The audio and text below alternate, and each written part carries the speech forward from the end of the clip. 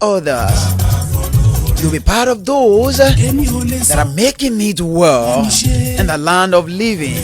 And believe me sincerely, this morning we are going to be sharing all these strategies that set the high achievers apart from those that are just crawling. Yes, we know very sure that we need to pray. We know very sure that we need to move close to God. Aside that, what are all the things that people are doing? Those that are achieving well, high achievers.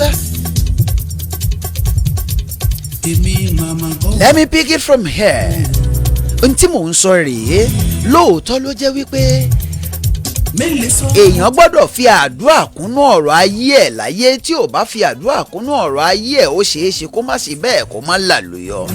Lóòótọ́ ló jẹ́ wípé èèyàn gbọ́dọ̀ gbé àwọn ìgbésẹ̀ kan, gbọ́dọ̀ súnmọ́ Ọlọ́run. Bí ò bá súnmọ́ Ọlọ́run, ó ṣeé ṣe kó má lálùyọ. Lóòótọ́ ló jẹ́ pé èèyàn gbọ́dọ̀ ní àwọn ìrìn àjò kan. Àmọ́ kí ni àwọn ìgbésẹ̀ táwọn tó ti lálùyọ dáadáa láyé tí wọ́n gbé táwọn kan ò kì í gbé?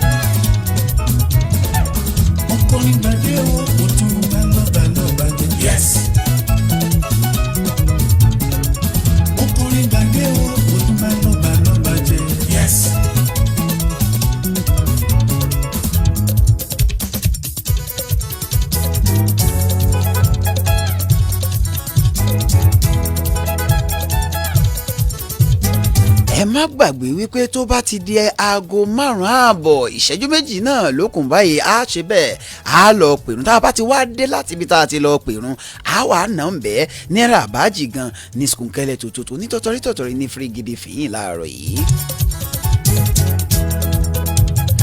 A wà live ní Facebook ìkànnì Adámimọ́kò 107.7 FM ni o.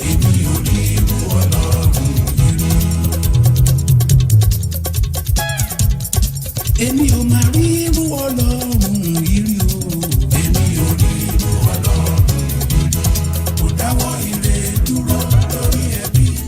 Kò dáwọ́ ààbò dúró lórí aya àtọmọ. Kúrò tẹ̀sẹ̀ mi ó tó fàánù ràn mí. Èmi ò rí irú Ọlọ́run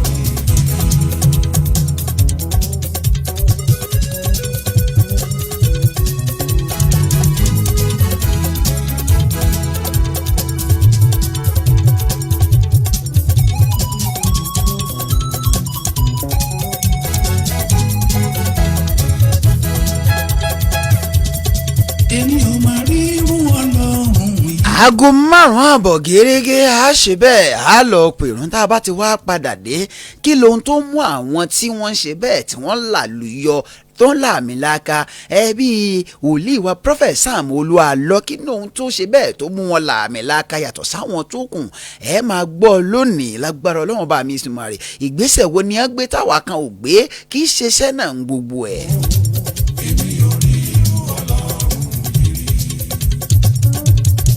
èmi kọ́.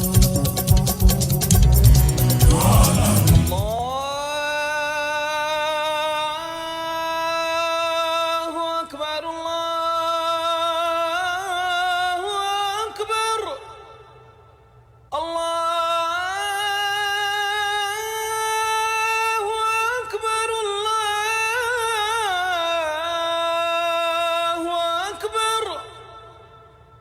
أشهد أن لا إله إلا الله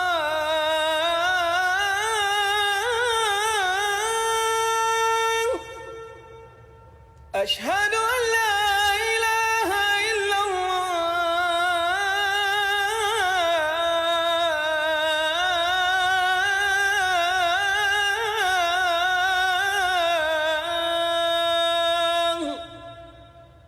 أشهد أن محمدا رسول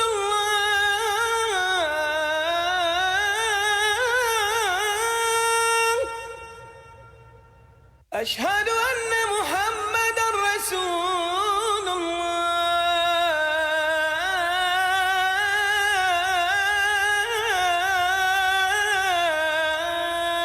الله حي على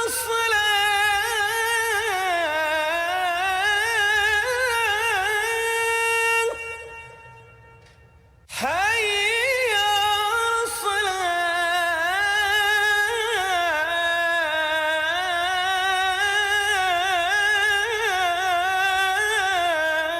الصلاة حي على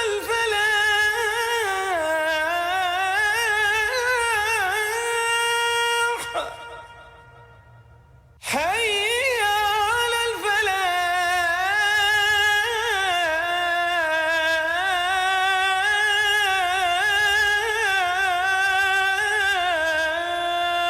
الفلاح الله أكبر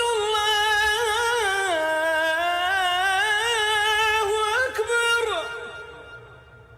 لا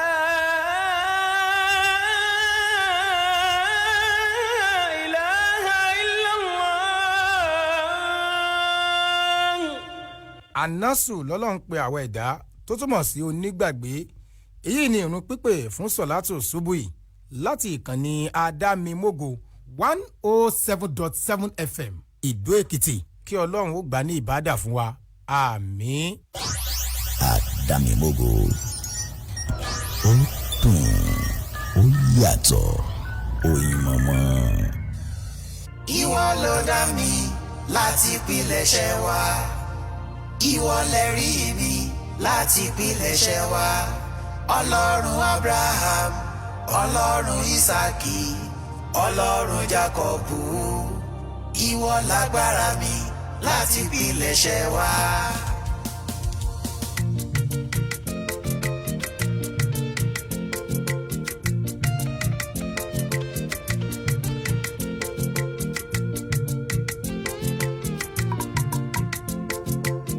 Bí mo bá rí jẹ lówùrọ̀ o ìwọ ni. Bí mo bá rí jẹ lọ́sàn o ìwọ ni. Bí mo bá rí jẹ lálẹ́ o ìwọ ni.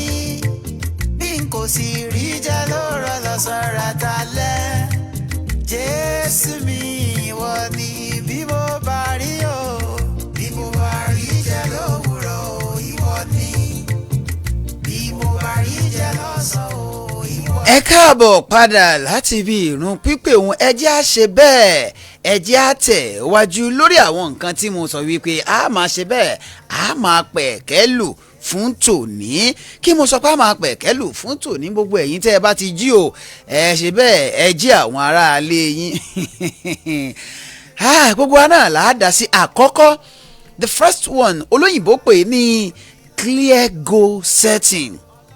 Clear goal setting. High achievers have well-defined goals and a clear vision of their lives. How can how can we actually effective our goals? Kò sí ẹnìkan tó ṣe bẹ́ẹ̀ tó làlùyọ tó làmìlaka láyé tí ò ní àfojúsùn tó dángájíá tó sanmọ́nà kí làfojúsùn rẹ?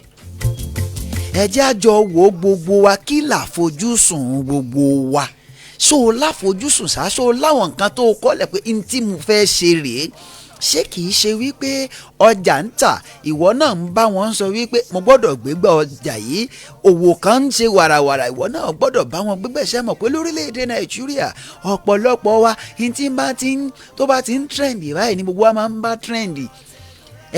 Rí steez làwọn kan tó ń bá trendy báyìí, steez yìí lọ́ràn. You want to be steezing but you don't have anything that is steezing in your life. So tell me, you need to have a goal. A goal setter is a goal achiever. kò sì rí jẹ lóra lọ́sọ̀rọ̀ talẹ̀ Jésù mi ìwọ ni. Ohun tó mú àwọn tí wọ́n ṣe bẹ́ẹ̀ tí wọ́n dá yàtọ̀ tí wọ́n jẹ́ àwọn tó láàmìlaaka náà ni àwọn ohun tá à ń pè ní àfojúsùn. Ó sẹ̀tì àfojúsùn rẹ̀ ní wípé nǹkan báyìí mo fẹ́ achieve yóò ṣẹ̀ṣẹ̀ wàá fi lọ́lọ́run lọ́wọ́. Èèyàn ò láfojúsùn ń gbàdúrà ó ní ohun tó gbọ́ tí ìwé mímọ́ kan sọ wípé èmi ó bùkún iṣẹ́ ọwọ́ rẹ. You need to have a goal. Set your goal. Let your goal be clearly set. Let your goal be clearly stated. Okay, this is what I want to do in my life. I want to learn. I want to go to school. I want to study so.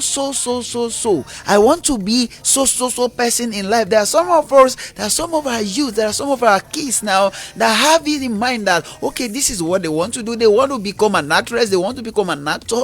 But somebody is telling them, you know very well, if you actually want to become an actress, you know, they don't have money much. They don't have this. They don't have that. But so they actually want to continue with others, with what others are actually doing. I want to tell you that if you don't set your goal early enough in life, you might not be able to get it right.